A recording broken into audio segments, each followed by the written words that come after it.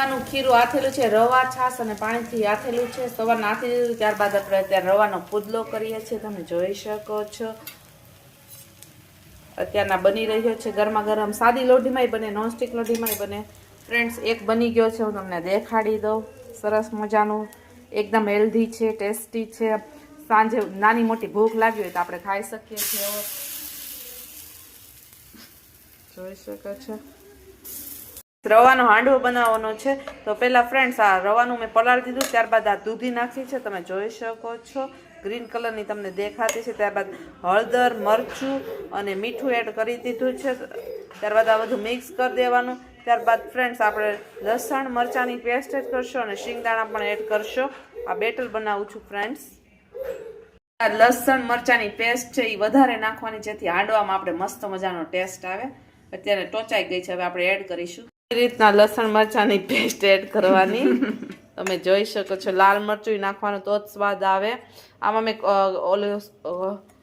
દૂધી જ એડ કરી છે. તમે ગાજર પણ એડ કરી શકો છો ફ્રેન્ડ્સ. જે વેજીટેબલ્સ તમને ગમતા હોય.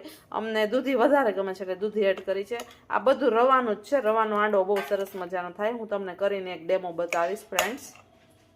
આવી રીતના શિંગદાણા એડ કરી દેવાનું ફ્રેન્ડ્સ. આપણું બેટર રેડી છે, તમે જોઈ શકો છો. મૂકી દીધા છે. આપણે લોયામાં હાંડવો બનાવવાનો છે.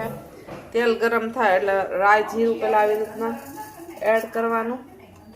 રાઈ, જીરું અને તલ આ તતડે પછી ત્યારબાદ આપણે છે ને હાંડવાનું બેટર પ્રેશર લેવાનું અને આવી રીતના સ્પ્રેડ કરવાનું.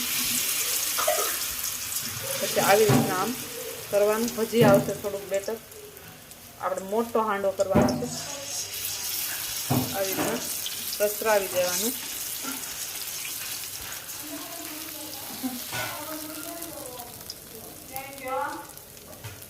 બધી જગ્યા ખાલી છે એટલે આપણે આવી રીતના બધી જગ્યા સાઈડથી કવર કરી દઈશું. ધીમા ગેસ ઉપર આવી રીતના હવે આપણે ચડવા મૂકીશું. હવે ઢાંકી દઈશું. એક સાઈડની સાઈડ આપણે પકી ગઈ છે, તમે જોઈ શકો છો. હાંડવાને આપણે બીજી સાઈડ પકાવવા મૂકી છે. આવી રીતના ધીમે ધીમે જોતું જવાનું. આપણો ગરમા ગરમ હાંડવો છે એ રેડી છે, તમે જોઈ શકો છો. સરસ મજાનો ટેસ્ટી હાંડવો રેડી છે. અને અત્યારના બીજા બે બની રહ્યા છે, તમે જોઈ શકો છો.